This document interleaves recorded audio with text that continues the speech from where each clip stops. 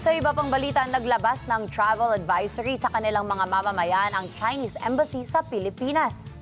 Ayon sa advisory, may unstable public security sa Pilipinas dahil sa laging hinaharas at iniimbestigahan ng mga otoridad sa bansa. Ang mga Chinese, pati na ang kanilang negosyo, na sanhi upang tumaas ang panganib sa seguridad ng mga mamamayang Tsino. Sa advisory ay pinayuhan din ang mga Chinese national na nasa Pilipinas at maging ang mga nagpaplano magtungo sa bansa na paigtingin ang pag-iingat at kahandaan at inabisuhang umiwas sa pagdalo sa hindi mahalagang pagtitipon.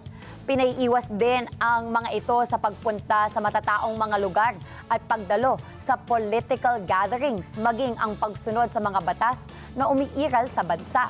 Ang mga nais namang magtungo sa bansa ay pinapayuhang magsagawa muna ng risk assessment bago tuluyang bumisita rito.